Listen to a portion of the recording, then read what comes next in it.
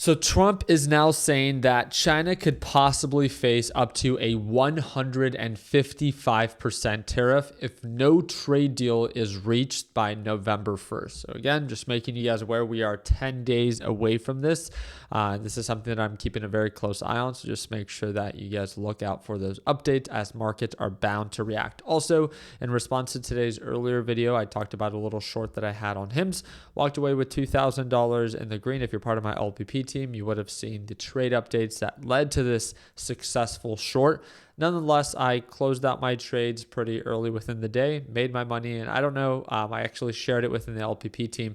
I said that it's often with my smallest positions, meaning the smallest position sizes, I often feel like the trade goes the smoothest. I don't know if any of you guys ever feel that way, but the overbought reversal that formed at highs of 52.41 to the retracement that we saw to lows of 50, it went back to try to retest, formed a lower high, hit highs of nearly $52, and then got rejected, and then sold all the way back down to previous lows of right around sub $51. So again, got in, got out, made my money, and I bounced. I know that markets are more bullish than bearish, which is why I didn't want to overcomplicate things. I saw that markets were not selling off. They were just consolidating, and markets are rational, right? That's all we can say about markets as of right now. We hit new all-time highs on QQQ, regaining all that it lost as of last week or a week and a half ago on Friday, right? There was panic due to this trade war.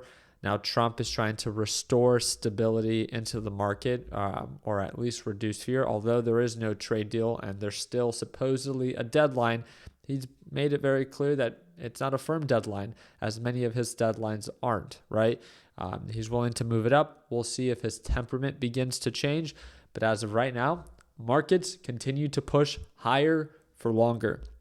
The part that I find to be pretty interesting, we'll talk about it in just a little bit, is that with AWS, I'm sure a lot of you guys have been hearing about the outage that's been going on. A lot of trading platforms were not working because they rely on AWS to some degree. 76 million websites are hosted on Amazon. What the heck? Another misspelling. That's not for me. It's just the post that I saw. Amazon AWS EC2 interface or infrastructure. So I thought that was quite interesting. And we'll watch this in just a little bit. It's where Trump announces that he will share up to, or he's willing to announce up to a 155% tariff on China if they do not meet the November 1st deadline. Also, when it comes down to earning reports, just want to make sure that you are aware tomorrow before the market opens, Coca-Cola, GE Aerospace, we got Lockheed Martin, it looks like 3M, GM are all reporting earnings before the market opens. Pult Holmes, all reporting earnings before the market opens. And then after the market closes, we have Netflix and Capital One and Texas Instrument. But the big one I would say out of these are probably Netflix. But the bigger one is tomorrow, or I'm sorry, not tomorrow, but Wednesday after the market closes on Wednesday. And that is Tesla and IBM that are set to report earnings. So again, please make sure that you are in the lookout if these are companies that you are invested in. Just something to pay attention to. Obviously, you don't want to make an impulsive decision just because of earnings, but something that you definitely want to keep in mind and mentally prepare for.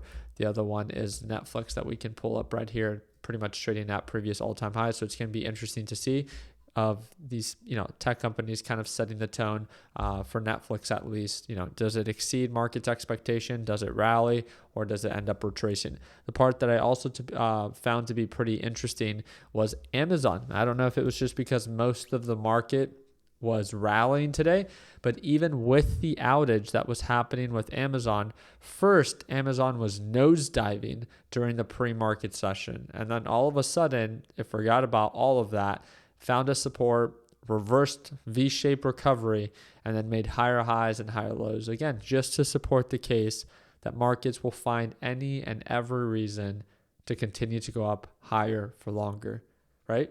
Robinhood went up. Robinhood was shut down.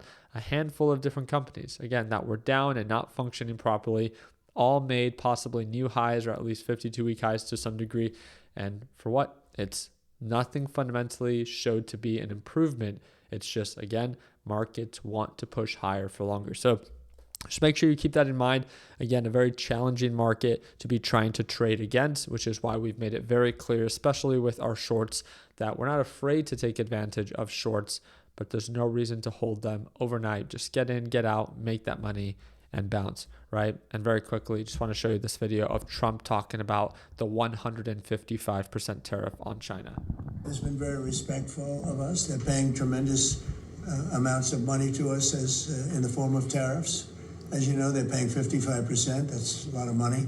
They never were paying anything over years and years and years. But they were like anybody else. A lot of countries took advantage of the U.S. They're not taking advantage anymore. No, China's paying 55% and a potential 155% come November 1st, unless we make a deal. And I'm meeting with President Xi. We have a very good relationship. We're going to be meeting in South Korea in a couple of weeks. Again, I don't know how in a couple of weeks he's supposed to be meeting with the president of China, right? But in 10 days, it's November 1st. So maybe it's just my timeline that it seems like it's kind of a tight timeline, but I'm sure he'll just push back the November 1st deadline as he has often done, right? The 90-day extension of the tariffs were extended even longer just because, again, he said so. One moment we're in a trade war, another moment we are not.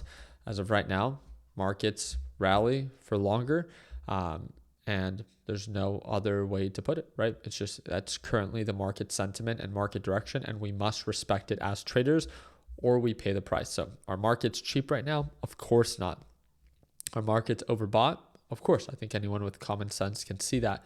But even with the markets being overbought, markets can still push up higher if especially earning reports support it. So again, paying very close attention to the overall market sentiment and market direction to make more calculated decisions. We'll talk about this a little bit more in tomorrow's live trading session. And whenever you're ready to join us, it's going to be the second link in the description down below. And also do not forget, we have the CPI data report this Friday, which is 5 days before the FOMC rate decision. I do plan to live stream it for free on my YouTube channel, so just another reason to subscribe. Again, like always, let's make sure that we end the year on a green note. Take care, team.